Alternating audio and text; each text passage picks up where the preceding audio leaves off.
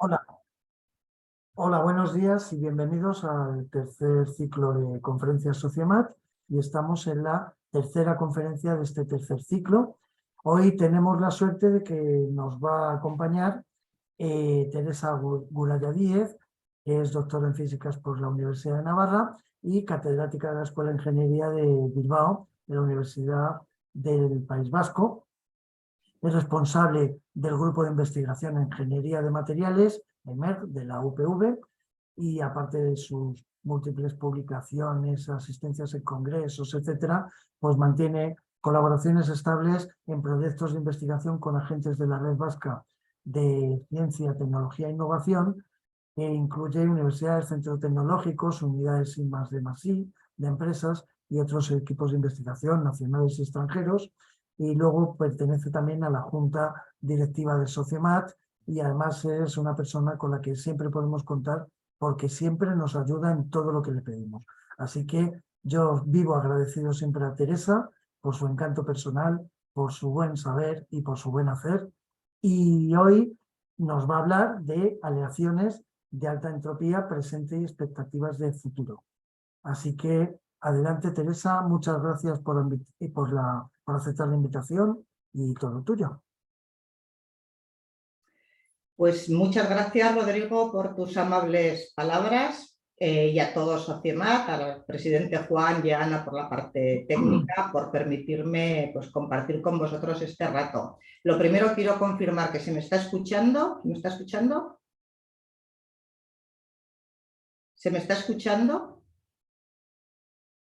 Sí, Teresa, se te oye. Vale. Y Sí. luego también confirmar que se está viendo en modo pantalla, en modo presentación, porque hemos tenido unos problemas técnicos. ¿Está en modo presentación, Ana? Se ve perfecta, se ve bien la presentación, Teresa. Vale, correcto. Pues entonces empezamos.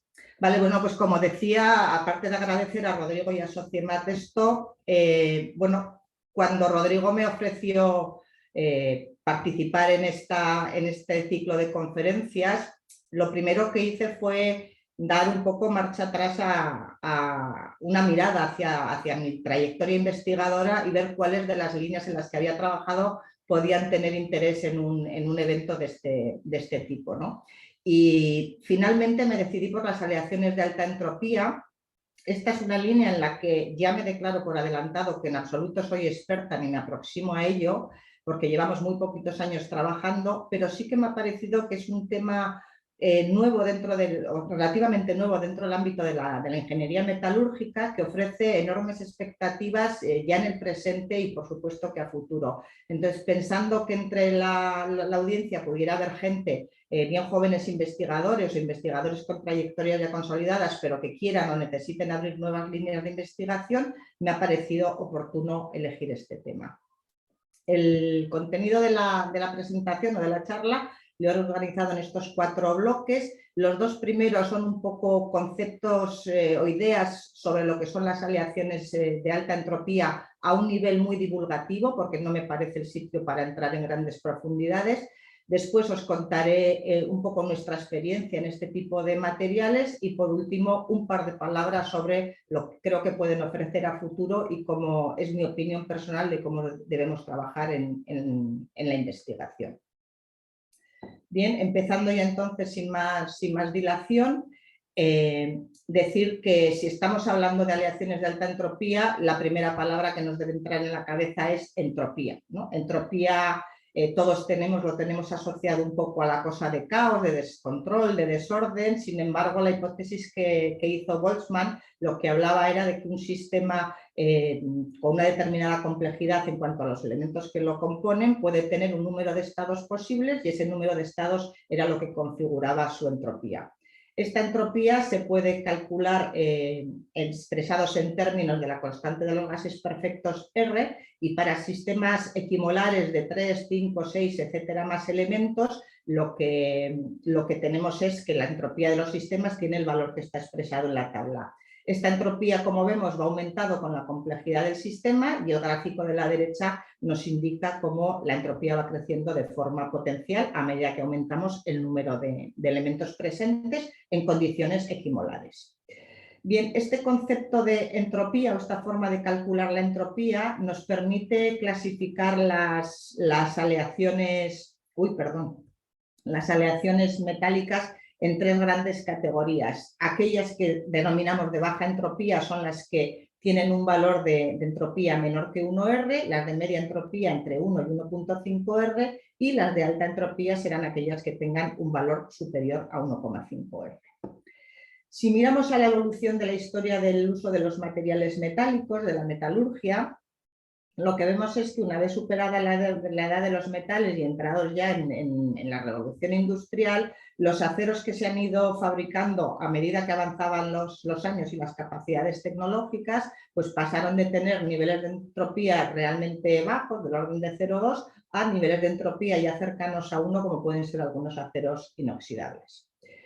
Más adelante, a mitad del siglo pasado, del siglo XX, se desarrollarán superaleaciones de níquel, que si calculamos su valor de entropía según la expresión indicada anteriormente, nos encontramos con que están ya en torno a valores de 1,7. En este mismo aspecto tenemos también algunos vidrios metálicos y es a partir del año 2004 cuando entran en juego un nuevo grupo de materiales, lo que denominamos las aleaciones de alta entropía, que están en principio formadas por combinaciones equimolares de varios elementos principales y que tienen un nivel de entropía superior, como hemos dicho, al 1,5. La entrada de las aleaciones de alta entropía en el ámbito de la metalurgia ha supuesto un cambio de paradigma en el diseño de las aleaciones. Nosotros históricamente las hemos diseñado siempre pensando en un elemento mayoritario, que es el mayoritario en proporción en la combinación, en la composición de la aleación, y a ese elemento le adicionábamos uno o dos elementos más del sistema periódico que tuvieran una cierta presencia, una cierta proporción y que generalmente estaban orientados a mejorar alguna propiedad del material o su procesabilidad. Y también es muy frecuente que en las aleaciones tradicionales tengamos otra serie de elementos en proporciones mucho más pequeñas que se añaden para mejorar pues, tal o cual característica concreta.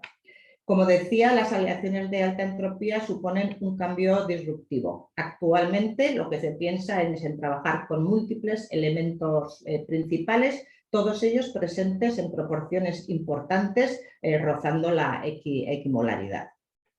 Bien, este concepto nos permite ya entonces definir las aleaciones de alta entropía como sustancias que se construyen con cantidades equimolares o cuasi equimolares de 5 o más elementos. Y cuando se trabaja en este ámbito de la metalurgia, lo que estamos es interesados en explorar y en aportar conocimiento de la parte central, de la región central de los diagramas de fase multicomponente, ya que las aleaciones tradicionales se dedican a estudiar los bordes, los extremos de estos diagramas.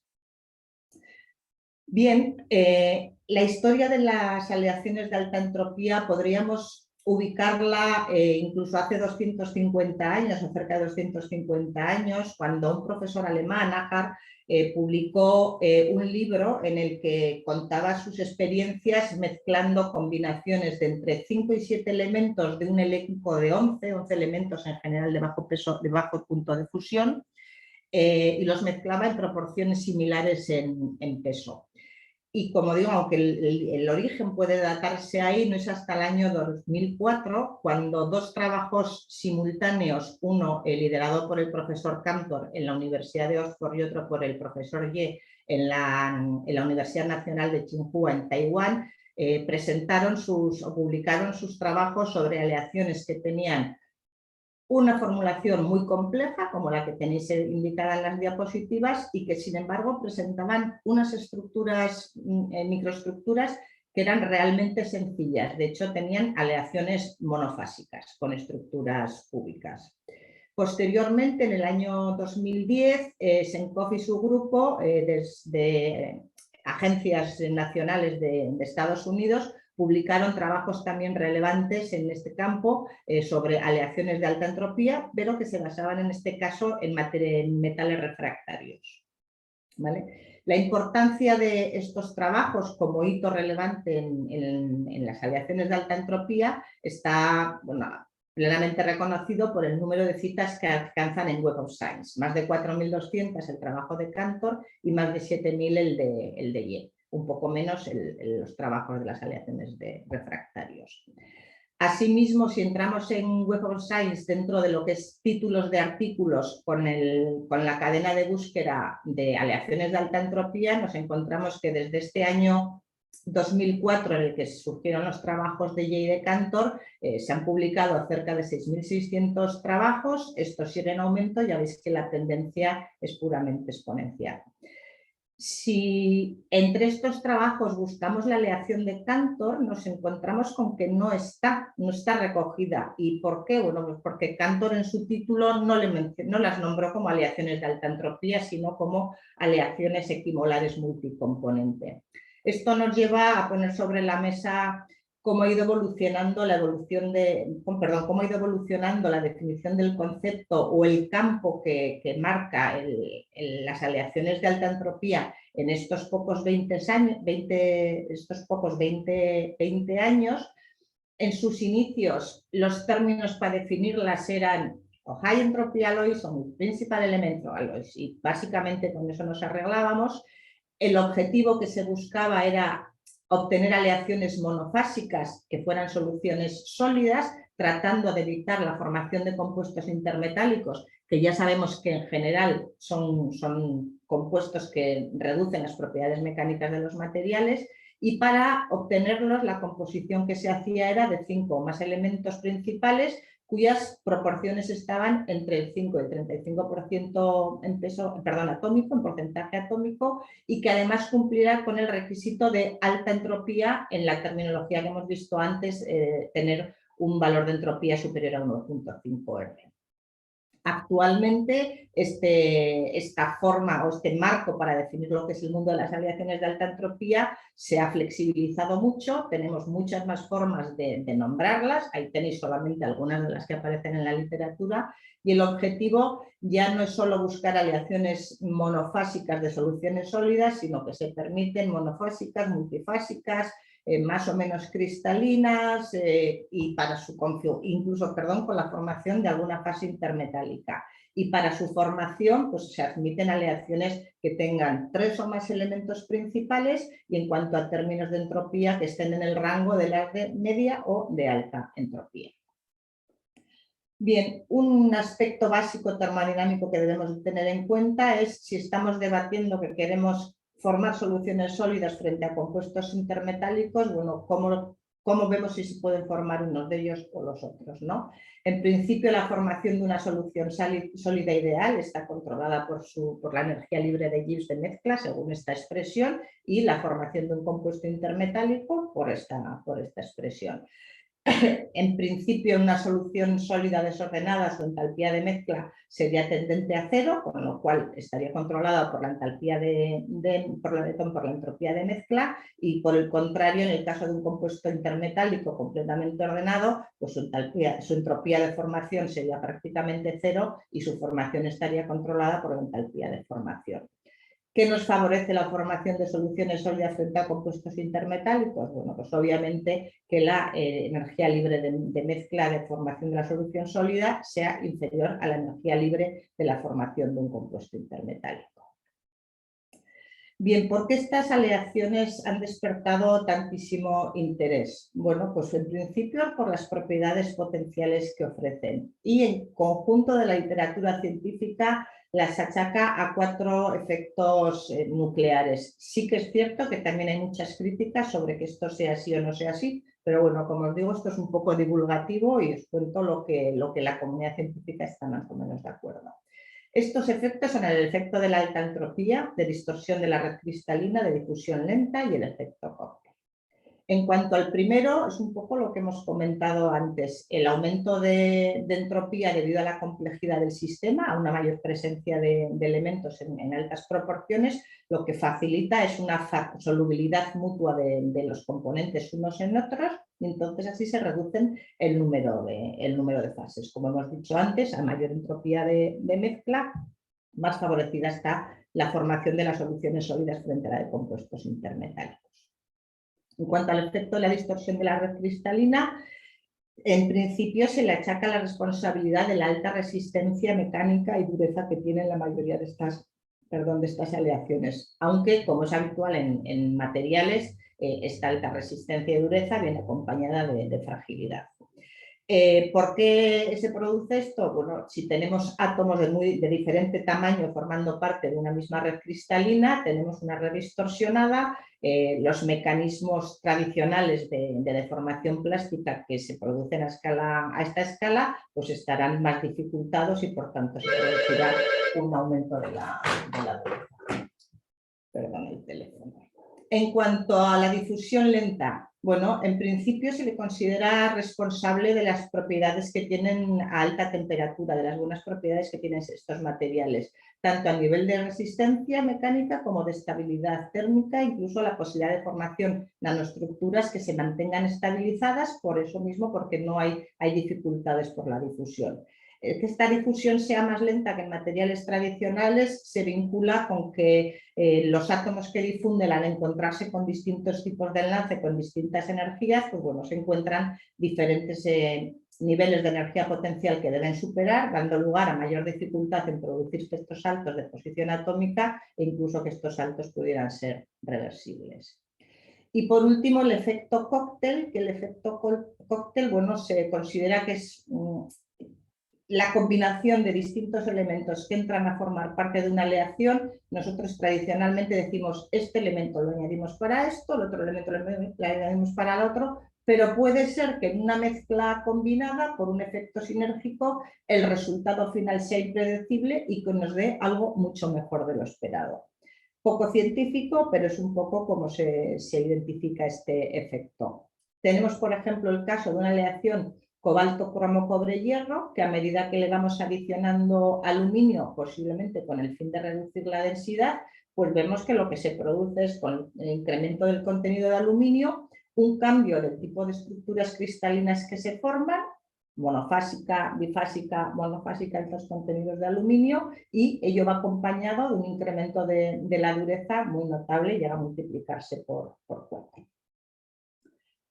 Vale, pues con esto hemos definido un poco el campo de actuación de las aleaciones de alta entropía, qué es lo que son, por qué se espera que se formen estructuras de este tipo y qué propiedades esperaríamos de ellas. Ya esto le da interés.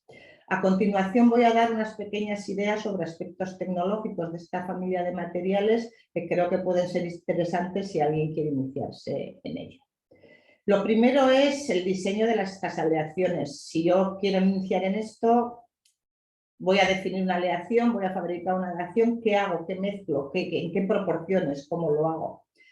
Bueno, en la literatura existen un conjunto de reglas empíricas basadas sobre las reglas de Hume-Rothery que favorecen la formación de soluciones sólidas, y sobre esas reglas se han establecido un conjunto de parámetros que son la entalpía de mezcla, un parámetro asociado al tamaño atómico de los átomos que se ponen en juego en una determinada composición, un parámetro asociado a la electronegatividad de esos átomos, otro asociado a la concentración de vacantes y por último uno asociado a la entalpía libre de ese sistema, perdón, a la energía libre de ese sistema. Para estos parámetros se han encontrado una serie de valores límite que favorecerían la formación de soluciones sólidas. Bueno, yo los que os pongo en la diapositiva son un poco los que la gente trabaja mayoritariamente con ellos, pero sí que es cierto que encuentras muchísimos trabajos donde para determinado bloque, si son aleaciones basadas en la primera serie de transición o aleaciones basadas en metales refractarios, todos estos parámetros, los valores límites son cambiantes. Para mejorar la posibilidad de optimizar el diseño, la gente hace muchas modelizaciones, muchas simulaciones. Hay grupos de investigación que tienen a su alcance grandes expertos en computación y grandes expertos en ciencia de materiales, y ellos consiguen hacer pues unas simulaciones realmente complejas como la que tenéis en la diapositiva, donde se simulan dentro del triángulo en cuyos vértices tenemos soluciones equiatómicas de molibdeno, wolframio, titanio, circonio o de talio. Nos representan, teniendo en cuenta estos parámetros que hemos mencionado antes, la concentración de vacantes electrónicas, la diferencia de electronegatividad y la diferencia de tamaños atómicos nos dibujan zonas o regiones en las que se puede esperar, se puede calcular o estimar la entalpía de formación del sistema. Además, los triángulos oscuros y los círculos rojos lo que marcan son zonas de inestabilidad local donde pequeñas variaciones pueden orientar al sistema hacia estructuras ordenadas o hacia estructuras desordenadas. Estas modelizaciones también nos permiten estimar valores de propiedades mecánicas, como en la figura de la derecha, que es una amplificación del extremo del vértice izquierdo y que lo que nos muestra son valores esperados del módulo de Young del material. Como digo, hay grupos que tienen acceso a este tipo de modelizadores y de programas de simulación tan complejos. La mayoría de la gente que trabajamos a estos nos ceñimos a utilizar el método CalFAT. El método CalFAT se basa sus modelizaciones en la minimización de la energía libre de Gibbs de un sistema a partir de la información de los diagramas de fase binarios, ternarios, cuaternarios, etc. Esto se empezó de alguna forma a trabajar de una forma más metodológica en los años 70, cuando Kaufman y Bernstein lo que hicieron fue recoger toda la información que había sobre esto y unificarla para poder empezar a hacer cálculos sobre ello. En Europa se creó un gran grupo de trabajo para trabajar en este ámbito de reunir todos estos datos termodinámicos y al principio de los 90, Disney lo que hizo fue compilar toda esta información en unas bases de datos que son sobre las que actualmente trabajan la mayor parte de los programas de simulación. Entre los programas de simulación que utilizan esta metodología de CalFAT, tenéis aquí algunos que he encontrado en la literatura, habrá muchos más. Posiblemente el que más conozcamos todos es Thermocal y quizá también FactSet. También disponemos en el mercado de otros programas, algunos vinculados a los de simulación, que lo que nos permiten es modelizar propiedades del material, como puede ser el JMath Pro o los que tenéis ahí en la derecha. ¿Qué nos ofrecen este tipo de programas de simulación? Bueno, pues nos ofrecen para una determinada composición que nosotros introducimos, nos permitiría decir en condiciones de equilibrio cuáles son las fases que podemos esperar de ese sistema. También nos permite hacer unas simulaciones en condiciones de no equilibrio, lo que se conoce como la solidificación de Seidel-Gulliver, y además de cada una de esas fases nos permite establecer cuáles son sus composiciones y cómo van variando a lo largo del tiempo. Esto es de gran utilidad para una combinación que tú prevés que pueda funcionar bien, pues darle, simular y ver si realmente te va a dar un buen resultado, pensando en nuestro objetivo es tener soluciones sólidas monofásicas. Bueno, ¿se ajustan o no se ajustan las predicciones de CalFAT a lo que tenemos realmente cuando fabricamos el material? Pues unas veces mejor que otras. Lo que es determinante es contar con bases de datos adecuadas y esto cuesta dinero. O sea, tener acceso a estos softwares cuesta dinero. Bueno, en cuanto a las aplicaciones de estas aleaciones, yo he encontrado algunos informes por ahí que lo resumían bastante claro. Aquí tenéis 4 sectores industriales típicos, que son energía, defensa, salud e industrial, con algunas de las aplicaciones más habituales, pues mejora de turbinas, la eficiencia de turbinas, aligeramiento de vehículos. En el caso de salud, por ejemplo, materiales que tengan buena resistencia, biocompatibilidad y resistencia a la corrosión, incluso memoria de forma, como podrían ser los stents coronarios que aparecen aquí, o todo el conjunto de materiales magnéticos que van vinculados con las tecnologías para diagnóstico de salud a través del procesamiento de imagen, etcétera. Y a nivel industrial general, pues desde imanes libres de elementos raros, como metales de aporte para soldaduras entre metales disimilares o recubrimientos para aplicaciones al desgaste con alta resistencia. Bien, las propiedades que nos ofrecen estos materiales o que os pueden ofrecer estos materiales si entráis a trabajar con ellos, pues en los diagramas típicos de ASBEE de globos nos permiten ubicarlos dentro del mundo de las aleaciones más tradicionales. Aquí tenéis un gráfico de resistencia a la tracción y deformación de rotura, donde entre todos distintos tipos de aceros que tenemos, las aleaciones de alta entropía estarían ubicadas por aquí, que ya veis que son propiedades muy prometedoras. Lo mismo si hablamos de tenacidad a la fractura, tenemos por aquí las aleaciones de alta entropía. Y si dentro de las aleaciones de alta entropía entramos a analizarlas, aquellas que se han conseguido estructuras monofásicas, bifásicas o incluso la presencia de intermetálicos, pues podemos hacer un análisis más exhaustivo de qué nos podemos esperar de los materiales que nosotros podamos transformar. Por ejemplo, aquí tenemos la formación de un intermetálico, los rombitos estos verdes, pues ya vemos que son aleaciones que en principio intermetálicos, pues baja ductilidad. Lo mismo para aleaciones en compresión o para las propiedades magnéticas. El gráfico de representación de fuerza coercitiva frente a emanación remanente nos permite separar la zona de los imanes blandos de los duros, y ya vemos que el conjunto de las aleaciones de alta entropía, los tenemos en el ámbito de los imanes blandos, pero acercándonos a los duros.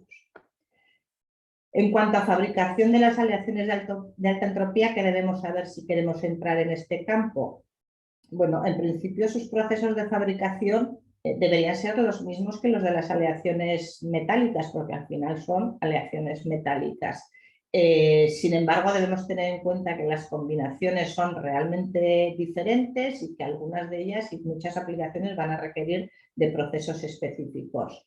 En cuanto a la posibilidad de fusión, habrá que desarrollar tecnologías que nos permitan fusionar estos metales de una forma más rápida y más controlada. Asimismo, necesitaremos también aleaciones máster para fusionar que tengan un alto control de los elementos residuales, que nos puede tirar por tierra todo el trabajo hecho en una aleación.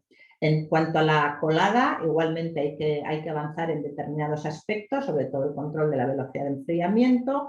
Lo mismo si pensamos en el procesado termomecánico, quizá requiramos utillajes para trabajar a mayor temperatura, incluso diseñar instalaciones específicas y control de todo el proceso más exhaustivo. Y lo mismo si estamos pensando en tecnologías de fabricación que se basen en metalurgia de polvos, en hilos o la deposición de recubrimientos. En cualquiera de estos casos, para las aleaciones de alta entropía es necesario, ya se está trabajando en ello, diseñar procesos específicos. Todo ello será mucho más fácil si conseguimos herramientas de modelización que sean fiables, ¿no? Modelizaciones que relacionen proceso con microestructura, modelización de las propiedades esperadas del material y sobre todo, y yo creo que es lo más importante, unas modelizaciones que tengan unas interfaces que sean asequibles a un gran número de usuarios, porque no tenemos que ser expertos en computación para poder hacer un trabajo de este tipo, o no deberíamos serlo. Bueno, pues visto un poco lo que se puede enfrentar a alguien que quiera meterse en este campo, muy brevemente os voy a contar nuestra experiencia. Nosotros hemos trabajado en dos líneas, una de ellas son aleaciones multicomponente para ligeras, pensando en el sector del transporte, concretamente en automoción. Lo primero que hicimos fue analizar lo que había de aleaciones de alta entropía en este campo, de las aleaciones ligeras, y las conclusiones a las que llegamos es que en general son aleaciones que tienen durezas muy elevadas, resistencia específica a compresión también muy elevada y una ductilidad muy moderada. Aquí tenéis un poco el resumen de la información que encontramos ya hace algunos años que realizamos este primer trabajo. Con esta idea nos decidimos a que nuestras aleaciones iban a ser de base aluminio, el elemento mayoritario, aunque está feo hablar de elementos mayoritarios dentro de aleaciones de alta entropía. Queríamos que se pudieran procesar fácilmente por fundición, porque es habitual en muchos componentes de automoción. Y para la selección de elementos principales que acompañaran al aluminio, la verdad es que nos tiramos un poco a la piscina y al caos, ya que estábamos en aleaciones de alta entropía, nos pareció que incluso era oportuno, y lo que hicimos fue plantear un diseño de experimentos poniendo sobre la mesa la posibilidad de elegir entre un montón de elementos que por nuestra experiencia en este tipo de aleaciones de automoción sabíamos que podían aportar algo, y de ese conjunto retiramos todos aquellos que sean elementos o escasos o peligrosos o caros, etcétera. Bien, de las aleaciones composiciones que obtuvimos de ese diseño de experimentos, se fabricaron más de 50 combinaciones de ellas diferentes, todas a partir de aleaciones comerciales. Muchas de ellas, ya os adelanto, que las tuvimos que descartar desde el momento cero porque realmente lo que salían eran cosas que se rompían a trozos, o sea, fragilidad enorme, no se podían mezclar, es decir, fue un proceso bastante laborioso. Cada una de las que consideramos viables las analizamos con Thermocal, las simulamos con Thermocal y teníamos diagramas, así como antes os he presentado en el ejemplo, uno muy sencillo con dos soluciones sólidas, una BCC y otra FCC, pues nosotros llegábamos a tener cosas tan complicadas como estas, pero los materiales ya estaban fabricados. Para fabricarlos utilizamos también procesos habituales en fundición, pues, por gravedad en horno de alto vacío, por gravedad o inyección a alta presión, y fabricábamos tanto probetas como materiales para la caracterización, para el estudio metalográfico. Las aleaciones que estudiamos con un poco más de detalle son las que tenéis en la diapositiva, ya veis que un montón de ellas, todas con base aluminio. Los grupos que están en los cajetines verdes son trabajos que ya están publicados, aunque seguimos trabajando en ellas, con tratamientos térmicos, intentando mejorar sus microestructuras y sus propiedades. Yo os voy a hablar solamente aquí de los dos cajetines azules. En el primero una idea general de lo que encontramos en ese grupo de aleaciones y en el segundo de la aleación que está destacada en negrita. Bien, en el primer caso, las aleaciones que tenéis ahí enumeradas desde A1, A2, B1, B2, C1, C2, la composición que tienen es la indicada y lo que hicimos fue calcular esos parámetros críticos que se definen para ver si las aleaciones podían presentar solución sólida o no y qué nivel de entalpía tenían. Ya veis que la mayoría de ellas eran aleaciones de media entropía, no llegamos a la alta entropía en ningún caso, incluso dos de ellas eran de baja entropía. Y analizando el valor de los parámetros que te indican si puedes pensar que tienes una solución sólida, claramente no era nuestro caso, pero bueno, ahí estábamos. El análisis que hicimos de todas ellas, perdón, se me ha olvidado aquí comentar un poco que en general, en resumen de todas ellas, tuvimos densidades entre 3,3 y 5,5 gramos centímetro cúbico, los niveles de dureza muy variados, en microdurezas entre 150 y 900 Vickers, en todas alta resistencia a compresión y muy baja ductilidad, ¿vale? Me vuelvo entonces al análisis que hicimos de ellas, a modo de ejemplo de una de ellas, una aleación con una composición muy complicada. Hicimos difracción de rayos X y combinamos la información con lo que nos había dado Thermocal y con el análisis composicional en microscopía electrónica de barrido. Y bueno, poco a poco se iban identificando las fases, la morfología que tenían y qué aspecto tenían dentro de la microestructura. Esto para cada una de las aleaciones estudiadas. Este grupo que os he comentado se ensañaron a compresión y ya vemos que tienen niveles de compresión relativamente altos o realmente altos para aleaciones de aluminio, pero que su deformación, su ductilidad era muy poco. Y las durezas que tenían también durezas bastante considerables. Si los ensayos los hacíamos a 200 grados en vez de a temperatura ambiente, y 200 grados para este tipo de aleaciones de aluminio, pues ya es una temperatura moderada, veíamos que sin perder mucha resistencia las aleaciones mejoraban en su ductilidad. Y bueno, todo esto nos dijo que el camino a seguir era seguir mejorando estas aleaciones a través de tratamientos térmicos porque se les ve potencialidad en determinadas piezas de automoción. Paso a la siguiente diapositiva. En la siguiente diapositiva, aquí pone 2R. Bueno, el nivel de entropía de esta combinación, es que lo estoy viendo ahora, debe ser un tema de formato. El nivel de entropía de esta configuración no es 2R, que sería muy alta entropía, sino que es 1.02R, es decir, justo estamos en media entropía. Esta aleación la simulamos también por Thermocal y en este caso hicimos simulación de equilibrio y simulación de no equilibrio, lo que hemos dicho antes, el Shell Equilibrium. En ambos casos la microestructura que nos da es compleja, con una fase de aluminio, de zinc y de silicio y luego 3 fases intermetálicas que tenéis aquí indicados, el magnesio-silicio 2 y 2 del diagrama del sistema magnesio-zinc. En el caso de la solidificación de equilibrio, el diagrama nos indicaba la presencia de un gap de miscibilidad que existe en el diagrama aluminio-zinc, que creíamos que podría ser interesante. Y en el caso de la solidificación de un equilibrio, el termocal nos indicaba la formación de una fase de zinc metálico en el sistema. Bueno, pues con la aleación fabricada, la microestructura en condiciones de ASCAS, tal cual está colada, es la que tenéis en la diapositiva, unas dendritas de aluminio con zinc en solución sólida, rodeadas de eutécticos, este es aluminio silicio y esto más oscuro son eutécticos de aluminio magnesio silicio 2, y las zonas blancas son los dos eutécticos, magnesio zinc 2 y magnesio 2 zinc 11, y asimismo también hay localmente algunas partículas de zinc. Identificamos todas las fases por rayos X y concluimos que la solidificación de Shale era la que mejor se ajustaba a los resultados reales.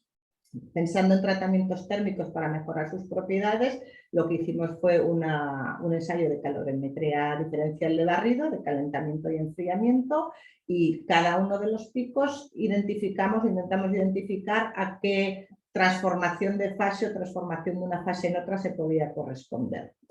Para verificarlo y poder elegir las temperaturas de los tratamientos térmicos de forma correcta, nos planteamos hacer unos ensayos de termodifracción de rayos X. Para esto lo que hicimos fue preparar un conjunto de muestras. Un par de ellas las llevamos a dos temperaturas, 280 y 360, y luego las enfriamos lentamente en horno, y tres de ellas las llevamos otras cuatro las llevamos a estas temperaturas y a partir de ahí las templamos. Así teníamos el material con 6 tratamientos diferentes más el original, el ASCAS, donde estaba fundido. Y lo que hicimos con cada una de estas 7 muestras fue meterlas en el difractómetro que trabaja a alta temperatura, y les hicimos un ensayo a temperatura ambiente, calentamos a la misma velocidad que habíamos hecho el DSC, lo llevábamos hasta una temperatura prefijada, a esa temperatura hacíamos otro difractograma, calentábamos a otra temperatura y enfriábamos. En cada una de estas etapas íbamos haciendo difractogramas. Lo que queríamos era comprender cómo evolucionaba durante los tratamientos térmicos la microestructura del material. Bueno, el análisis combinado de todos estos difractogramas nos permitió identificar los cambios de fase que se producían, a qué temperatura se producían, y contrastarlo con algunas orientaciones que podíamos encontrar en la literatura, porque realmente para estas aleaciones con esta composición pues no existe nada. Y todo ello nos permitió diseñar los tratamientos térmicos, que bueno, no os puedo adelantar más porque están en fase de publicación inmediata. Sí quiero decir que pudimos identificar la presencia de descomposición espinodal asociada a este gap de miscibilidad que tiene aquí el diagrama aluminio-zinc, y lo detectamos con claridad en una de las muestras que previamente había sido enfriada desde 280 grados en condiciones de equilibrio, y en el difractograma realizado a temperatura ambiente. Una vez identificado en este caso, fue más fácil identificarlo en qué casos del resto de los ensayos realizados se producía también esta descomposición. Y recordad que esta descomposición puede dar lugar a una mejora de propiedades mecánicas, por lo que tiene interés. Asimismo, y de forma casual, descubrimos que esta aleación también tiene una maduración natural. Para verificar unas medidas, una de las muestras la enseñamos 9 meses más tarde y vimos cómo el incremento de la intensidad de los picos del zinc era claramente identificable. Bueno, del conjunto de esta línea de investigación tenemos, estas son las publicaciones más relevantes, y os digo que hay otras 2 o 3 más ahora mismo en el horno para salir rápidamente. Brevemente, la segunda línea en la que estamos trabajando, que son aleaciones de alta entropía para la industria del hidrógeno. La aproximación fue básicamente la misma. Lo primero que hicimos fue analizar en la literatura qué aleaciones de alta entropía tenían algún tipo de información referente a su comportamiento frente a la fragmentación por hidrógeno, y ahora hicimos también un análisis bastante riguroso y bastante exhaustivo de distintos elementos químicos, cómo podían actuar de forma individual o combinada si los adicionábamos en relación al comportamiento frente a esta circunstancia. Con todo esto lo que definimos fue una idea de las aleaciones que queríamos trabajar, buscando que tuvieran la menor permeación y saturación de hidrógeno, que sus propiedades mecánicas fueran aceptables a presiones elevadas y temperaturas sub-cero, que posiblemente es donde tendrán que trabajar, que los elementos aleantes, por supuesto, hubiera buena disponibilidad de ellos en el mercado. Nosotros siempre estamos pensando en la industria, no hacemos ciencia básica, y por último, y por la misma razón, que los procesos de fabricación pues, fueran viables tanto económica como técnicamente. Y así hemos identificado 3 grandes bloques de aleaciones en las que ya estamos trabajando y de las que nos puedo dar mucha información. Ya veis que hay mucha X, mucha Y y poco más. Son unas aleaciones de base níquel, 5 aleaciones diferentes, y además del níquel contamos con otros 5 elementos y los combinamos 3, 4 o 5 de ellos. Los niveles de entropía que estamos manejando están entre 1,1 y 1,7, es decir, entre media y alta entropía. También vamos a trabajar, bueno, estamos trabajando ya de hecho con la aleación Cantor, que en principio ella por sí tiene 1,6 de R de valor de entropía, y la vamos a combinar con otro elemento en distintas proporciones, aumentando la entropía, y a ver si ese efecto cóctel nos da resultados positivos. Y por último también estamos pensando bueno, se está trabajando en el diseño de aleaciones de base cobre, pero las composiciones están todavía muy verdes por determinar. Os voy a hablar, igual que antes, de las que están en el recuadro, o sea, de las de base níquel. Para la fusión se han utilizado hornos de inducción y colada en molde con forma de cuña, como tenéis ahí en la imagen, y un poquito por encima la caracterización que hemos hecho. Termocal para la primera aleación nos decía que íbamos a tener 2 fases cúbicas, soluciones sólidas, y la presencia de carburos. Carbono no estaba en principio en la aleación, pero siempre hay contaminación cuando trabajas en condiciones semi-industriales.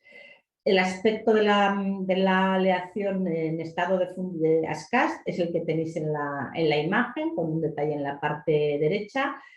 Parece que haber 3 fases, sin embargo, la difracción de rayos X nos indica que solamente existe una cúbica CCC y otra BCC, que es lo que predecía Termocal, y creemos que, bueno, que el cambio de tonalidad que se ve aquí puede ser por temas de segregación. La aleación 2, Termocal nos da las mismas fases, distintas proporciones, pero las mismas fases. El aspecto de la aleación solicitada es como tenéis en la diapositiva, con un detalle en la parte derecha. Y en esta aleación, la verdad es que los difractogramas, y hemos hecho más de uno, no muestran unos picos con una intensidad clarísima marcados, como era el caso anterior o los que vamos a ver a continuación, lo que nos daba, decíamos, bueno, pues igual tenemos una solución sólida desordenada. Bueno, pues tampoco, pero ya lo veremos más adelante. La tercera aleación volvía a darnos el mismo tipo de fases en la simulación por Termocal. El aspecto de la aleación es este, y en este caso pues se forman fases digamos un poco más complejas, pero están identificadas también por difracción de rayos X. La cuarta aleación, donde ya estábamos aumentando la entropía, estábamos en alta entropía, ya veis que Termocal no te hace ser muy optimista en cuanto al resultado que vais a tener. Sin embargo, luego miras la aleación y tampoco tiene muy mal aspecto, como con muchas fases diferentes. Peor era el aspecto que tenían las de aluminio, ¿no?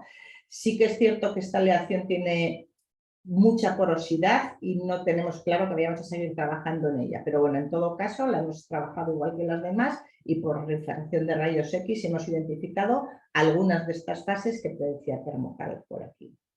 Y por último, la última combinación, la que tenía mayor entropía, la tenemos descartada, no parece viable, más que porosidad, lo que tiene una cantidad de rechupes y de agujeros, la aleación es viable, aunque no obstante, con el fin de tener más conocimiento y de aprender más, pues la seguimos caracterizando también igualmente por rayos X. Lo que tenemos es esto, ¿vale? Bueno, pues este es un poco el resumen del trabajo que nosotros tenemos hecho, y ahora ya para acabar voy a dar 2 pinceladas sobre las expectativas a futuro que yo creo que tienen estos materiales. Una idea de lo que se puede uno hacer cuando inicia el trabajo con una aleación de este tipo, nos la puede definir esta línea del tiempo de la evolución de la aleación de Cantor. Desde su presentación, digamos, oficial como una solución monofásica, que fue el tope, la característica más importante en el año 2004, pasaron casi 10 años para tener un avance importante, y ahí lo que se consiguieron fueron unas propiedades mecánicas realmente excepcionales. Posteriormente, al año siguiente, se mejoraron las propiedades mecánicas a baja temperatura, en temperatura criogénica. En el año 2016 hubo otro avance notable, porque a través de la aleación mecánica se pudieron trabajar con tecnologías basadas en polimetalurgia, teniendo unas microestructuras mucho más finas y mucho más, o sea, en principio mucho mejores para las propiedades del material. En el año 2018, con mejor información, con bases de datos propias de aleaciones de alta entropía, se ha conseguido trabajar en las transformaciones de fase de estructuras cúbicas a estructuras hexagonales, y con simulaciones sobre cuestiones electrónicas de materiales en las que no voy a entrar porque ni tenemos tiempo ni soy experta en ello, y los últimos avances se sitúan en la modificación de estas aleaciones de Cantor, saliendo de esa composición equiatómica que tiene en un principio de los 5 elementos y adicionando elementos extra.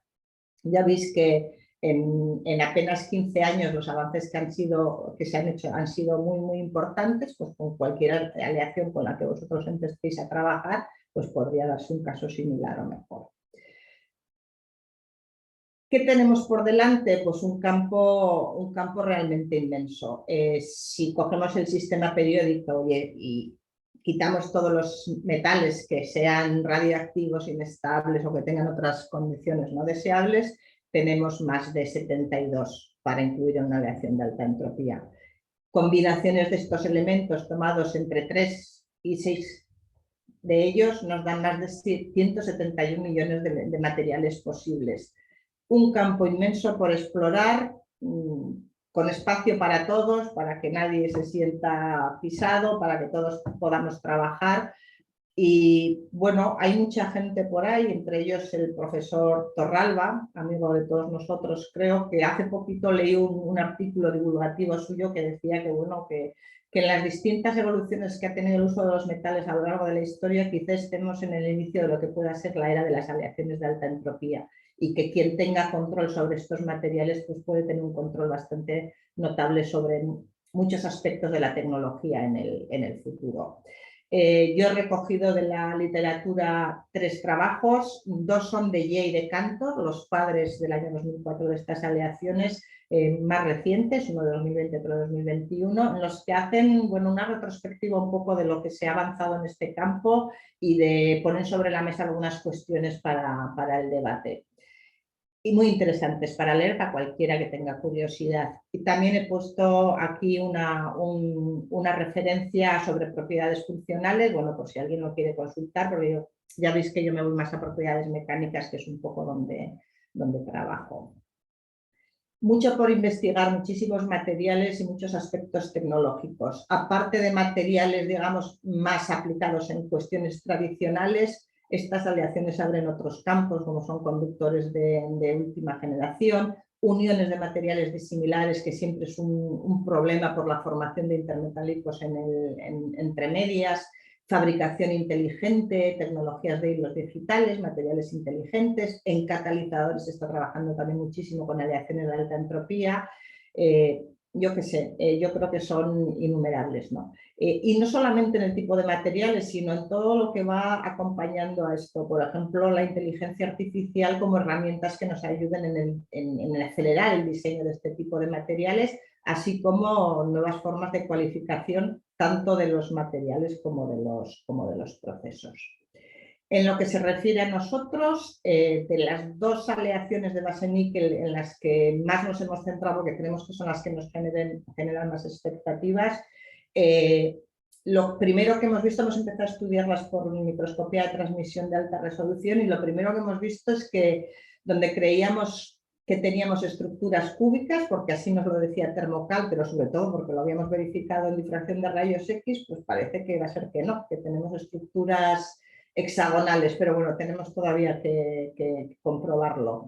Hemos visto que parece que hay existencia de nanodominios composicionales, es decir, que los átomos de la misma naturaleza se agregan localmente formando distintos nanodominios un poco difusos, pero esto tenemos que verificarlo porque podrían tener aplicaciones importantes en temas electrónicos, magnéticos, etcétera. Aunque nosotros no entraremos en eso, en su aplicación, porque no es nuestro campo, pero sí que en la caracterización.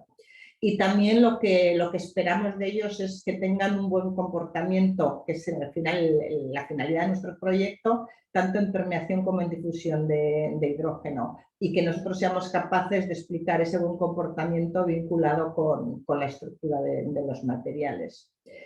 Más a futuro pensamos explorar las propiedades barrera de materiales de alta energía, no aleaciones de alta energía, sino materiales, es decir, por derivación de estos materiales, estas aleaciones, perdón, de alta entropía, formación de óxidos o de hidruros de estas combinaciones complejas que creemos que también pueden dar resultados interesantes. Y por supuesto estamos ya empezando en ello el fabricar estos materiales con tecnologías de fabricación aditiva. Y bueno, por mi parte esto en principio es todo, pero no quiero dejar pasar esta oportunidad para decir dos palabras de algo que yo siempre que tengo ocasión lo comento, ¿no? Por una parte está una idea que lanzó ya hace años la Unión Europea y es definir un marco para la investigación y la innovación responsable. Este gráfico lo resume, lo que se plantea es que a la hora de diseñar las políticas públicas de investigación e innovación debe ser con participación de un montón de todos los agentes implicados, desde la gente que hace las políticas públicas, la comunidad investigadora educacional, la industrial, incluso la sociedad civil, y que estas políticas públicas que tengan valores de la Unión Europea como son ética, igualdad de género, gobernanza, acceso abierto, educación científica, etcétera. Y el acceso abierto, que es algo en lo que creo que todos estamos, publico en Open Access, no publico, tengo que pagar, no tengo que pagar, que si esto es un negocio, que sí, que no, que cómo me van a evaluar. Yo más que el acceso abierto soy defensora de la ciencia abierta. Otra idea que viene también de la Unión Europea, en lo que nos afecta a nosotros, pero que está compartida universal en todo el mundo, y es que la ciencia debe ser algo abierto, debe ser accesible a todo el mundo. Los datos que manejamos, las bases de datos, los softwares, los resultados que tenemos, debemos ofrecerlos para que todo el mundo los pueda utilizar, las infraestructuras científicas. No vale, yo tengo mi microdurómetro aquí, no lo usa el vecino de al lado, todo esto no puede ser, ¿no? Los recursos educativos, los recursos científicos, todo debería ser compartido. En este sentido hay un par de experiencias en marcha, que supongo que algunos los conoceréis, otros no, yo aprovecho aquí para comentarlo. Uno es The Materials Project, tiene su origen en Berkeley, en Estados Unidos, y otro es de la Unión Europea, el Materials Cloud.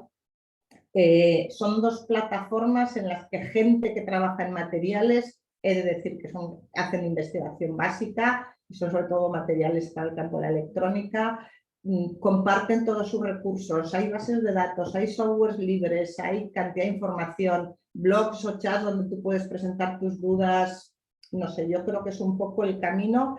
Y me gusta pensar que si la comunidad científica tuvo el éxito que tuvo en el diseño y la puesta en marcha de la vacuna de la COVID, algo tuvo que ver esto. Como científicos sí que estamos desarrollando una carrera investigadora, es la última, Rodrigo, te lo prometo. Claro, todo lo abrimos, todo lo ofrecemos, todo lo compartimos, pero esto va contra mis intereses, porque yo para que me evalúen mi carrera investigadora tengo que publicar en Q1 y además si publicamos 3 mejor que si publicamos 13 y además, bueno, simplemente hablar de la Declaración de San Francisco, DORA, que supongo que también lo conocéis todos. Aquí tenéis el link para leerla en castellano.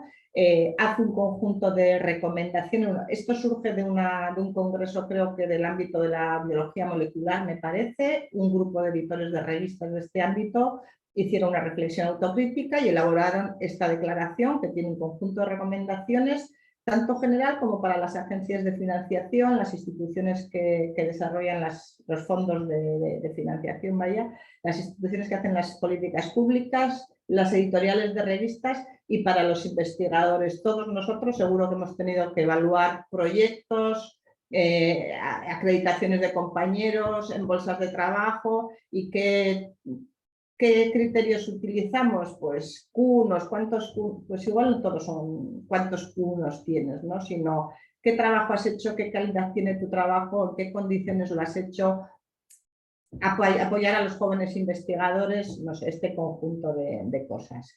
Y esto es todo por mi parte. Sí que quiero agradecer a todos los centros tecnológicos y universidades y unidades y más de empresas que trabajan con los que colaboramos.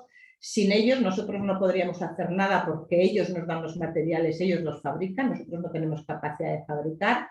Al grupo de investigación que colabora conmigo, a nuestras fuentes de financiación, que son el gobierno vasco y el gobierno español con fondos de la Unión Europea, y muy especialmente a 3 personas. John Miquel fue el primer doctorando que tuvimos en esto, lo lanzamos aquel DOE donde tenía que pelearse con más de 50 aleaciones y él ha hecho un trabajo muy meticuloso, muy exhaustivo y la verdad es que casi todo lo que yo sé de aleaciones de alta entropía se lo debo a él.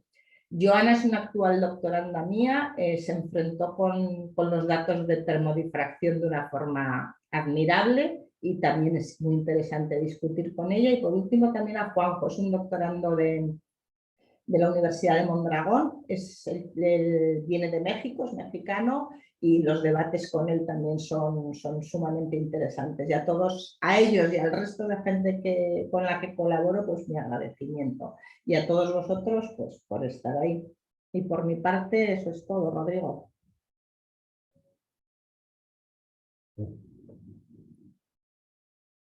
Bueno, pues muchas gracias, Teresa, que estaba silenciado yo también. Y aunque te debería regañar por pasarte de tiempo, ha estado muy interesante y la verdad es que hay un montón de aspectos que pueden tener mucho interés y que espero que abran el debate. Así que dejamos las puertas abiertas a ver quién quiere hacer preguntas. Juan ha levantado la mano, Rodrigo. Juan da Morenea. Pues Juan. Vale, pues muchas gracias. Felicidades, Teresa, por la exposición que ha sido, bueno, como viniendo de ti no podíamos esperar menos que fuera brillante y ha sido así, o sea que muchas gracias. Yo voy a empezar por lo último y voy a ir hacia atrás, ¿no? Las ideas estas de compartir aspectos de la ciencia, no solo de datos, sino también materiales, es una idea que a mí realmente también me ha preocupado mucho. Y luego me he dado cuenta que es muy difícil que la comunidad investigadora sea capaz de hacerlo, ¿no? Pero por lo que tú has comentado también, por esta cosa de competencia, etcétera, ¿no? Pero si desde Sociemat sí que estamos intentando, y estas conferencias son parte de esta historia, es que seamos capaces de ver lo que hacemos los demás para ver si así se pueden establecer sinergias que a fin de cuentas pues que redunden en el beneficio de todas y de todos, ¿no? Por tanto, pues yo me asumo todos los postulados que has hecho al final de todo, ¿no?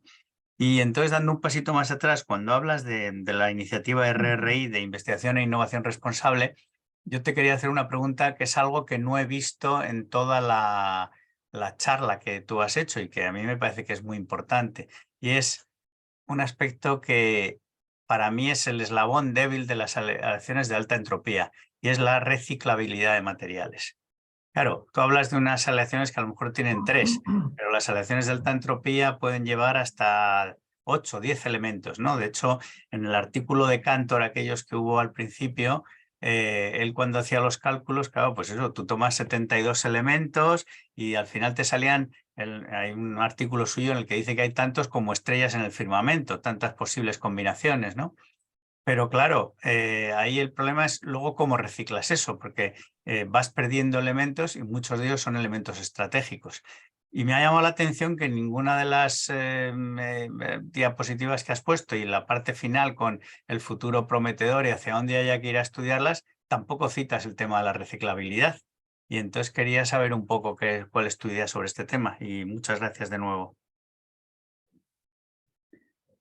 Bien, gracias Juan. Bueno, efectivamente la reciclabilidad es un problema, sobre todo en estas aleaciones que incluyen elementos tan diferentes y tan especiales, ¿no? A ver, yo dependiendo cuáles sean las aleaciones y las combinaciones que hagas de ellas, creo que pueden tener distintas circunstancias. En concreto, a nosotros el último proyecto dentro de aleaciones de alta entropía en el que estamos trabajando, en el que trabajamos, tenemos como 5 paquetes de trabajo muy diferenciados cada uno de ellos.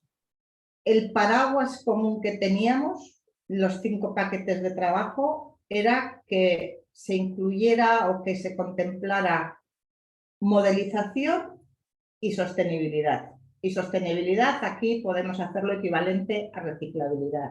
Entonces, en lo que afecta a nosotros, lo que hicimos fue plantearnos el poder fabricar estas aleaciones, bueno, en este caso hablaríamos de media entropía, ¿no? Porque son las que son base aluminio, que bueno, que tienen 3 elementos, algunas tienen 6 y 7, algunas de las que hemos presentado por ahí, pero bueno, sin más. Poder fabricarlas a través de, partiendo de aleaciones previas, de aleaciones comerciales, o reciclando estas aleaciones. Sobre eso estamos todavía, bueno, estamos trabajando en ello, y lo que estamos trabajando es con un diseño de experimentos de cómo podríamos combinar aleaciones comerciales o aleaciones sobre las que nosotros hemos trabajado ya, que hemos fabricado de estas de media entropía, media alta entropía, en las que a través de combinarlas de distinta forma pudiéramos generar, sin necesidad de fundir materiales nuevos, pudiéramos generar nuevas combinaciones.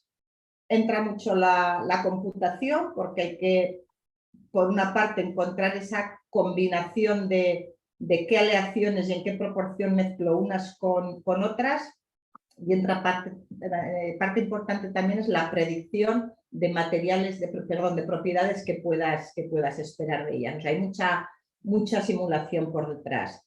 Y además otro elemento que es crítico en esto también es que la presencia de residuales puede ser determinante en una aleación de alta entropía. Se te pueden colar elementos residuales, o bueno, por contaminación o porque los tenga alguna de las materias primas que has metido, en las que todo el trabajo hecho te lo tiren para atrás por ese residual que te genera una fase acicular o lo que sea y te eche para atrás. Entonces, como te digo, nosotros en el ámbito de las aleaciones ligeras sí que lo estamos teniendo en cuenta, pero como tampoco tenemos resultados, tampoco he querido entrar en ello.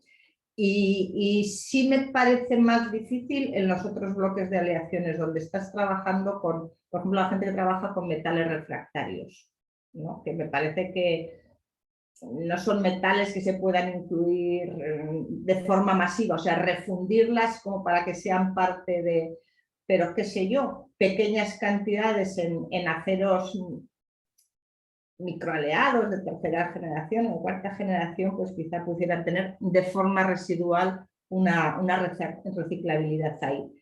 Pero no cabe duda de que es una cuestión todavía a debatir. Bueno, muchas gracias, Teresa. A ti. ¿Más preguntas, comentarios? Yo sí te iba a preguntar, al principio, porque claro, al principio como el concepto va de más o menos estequiométricos y luego muestras composiciones donde la estequiometría pues no es tal, porque efectivamente tienes concentraciones de hasta el 60 y el 70 de aluminio. Entonces, ¿Hasta qué punto se puede controlar la microestructura con estos cambios? Porque luego hay componentes con menor concentración y puede haber, yo qué sé, comportamientos bastante diferentes. ¿Es fácil o es posible controlar la microestructura y diseñar microestructuras con cambios composicionales?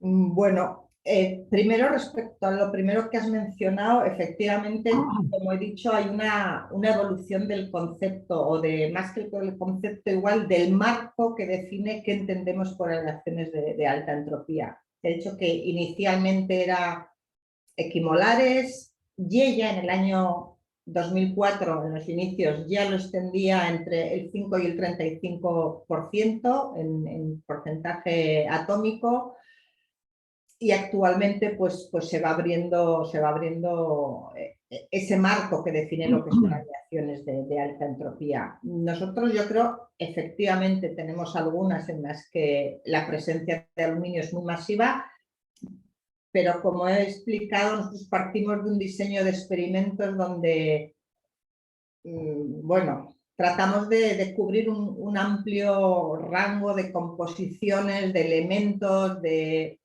no sé, no quiero volver para atrás porque igual lío las diapositivas, pero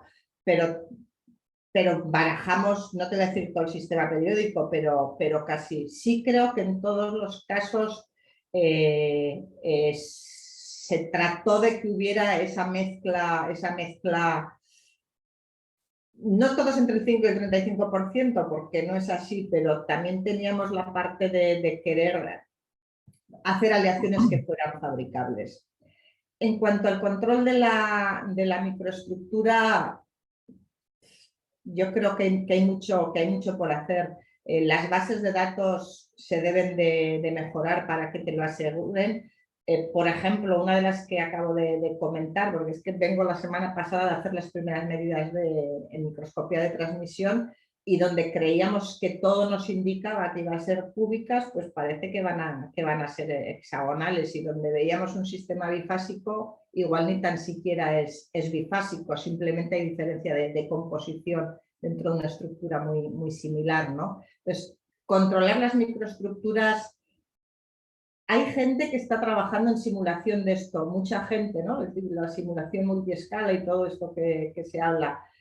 Yo creo que ni con aleaciones tradicionales de las que hay muchísima información se consiguen resultados 100% fiables. De estos materiales de los que nos falta todavía muchísima información, creo que es más complicado. Pero también lo he dicho un poco antes cuando hablaba de los procesos de fabricación, de los retos de futuro, ¿no? Las modelizaciones de microestructura, vincular la microestructura con el proceso, por supuesto que con la composición, y vincularla también con la modelización de las propiedades que se van a dar. Es otro campo en el que hay que seguir trabajando, y hay muchos grupos trabajando muy seriamente en esto, porque hay mucha gente que cree que es el futuro, ¿no? Que la prueba y error es algo que tenemos que ir retirando todo lo posible de nuestra forma de hacer, y que la modelización es el camino. Y yo tenía un comentario que al final lo has comentado tú, es, claro, todo esto en cerámica también está bastante de moda, el tema de los cerámicos de alta entropía, pero claro, ahí es que tú sabes de lo que partes, pero luego las combinaciones de óxidos que se forman son múltiples, entonces hay un montón de faltas de estequiometría, entonces un montón de compuestos. Supongo que aquí, cuando os metáis, os pasará lo mismo, que cuando metas un poco de oxígeno, algún óxido y demás, pues se te van a complicar las composiciones, y de cada ion te pueden formar 4 óxidos. Y entonces, si le des posibilidades de control, o al menos mayoritario. Es un tema en el que simplemente yo lo planteo como una cosa que contemplamos hacer en el futuro. No hemos iniciado ni está previsto iniciarlo en un futuro cercano, pero lo contemplamos porque nosotros este proyecto, el objetivo del proyecto es materiales para la industria del hidrógeno, no podemos olvidarnos de eso. Entonces, la idea es utilizarlos como barrera, ¿vale? Tenemos varias opciones o varias estrategias de cómo utilizarlos como barrera, pero como barrera. Entonces, buscando información de todo esto, pues encuentras mucha información de cómo se comportan los óxidos. U otra línea que hemos encontrado también que podría ser es utilizarlos como hidruros para almacenamiento de hidrógeno, ¿no? No lo hemos empezado, no somos expertos en ello, simplemente lo he planteado como una posibilidad de cara al futuro y ahí me quedo, o sea, no puedo decirte más, pero entiendo que lo que dices, te pones a oxidar una cosa de estas y el lío que puedes tener pues puede ser de un tamaño monumental, ¿no? Si es el caso, te llamaré, no lo dudes que te llamaré. Vale la pena, ánimo, porque yo creo que vale la pena. Bueno, ¿alguna pregunta más? ¿Algún comentario más? No veo nada en el chat, tampoco. Bueno, pues en cualquier caso, ahí en el chat, muchas gracias por tu charla y demás. Así que, por supuesto, nos sumamos. Muchas gracias, Teresa. Ha sido un placer tenerte y ha sido un placer tu charla. Hemos aprendido mucho y gracias por haber aceptado la invitación. Y recordaros simplemente que tendremos la próxima charla el 19 de abril. En ese caso será Ángel Larrea, que nos hablará de baterías de plomo. Así que os reemplazo a la siguiente y muchas gracias. Y ya sabéis que dentro de unos días colgaremos en el canal de YouTube la charla de Teresa. Gracias, Teresa. Gracias a todos los asistentes. Adiós a todos. Hasta luego. Gracias, Teresa. Adiós, hasta luego. Un saludo. Vale, hasta luego.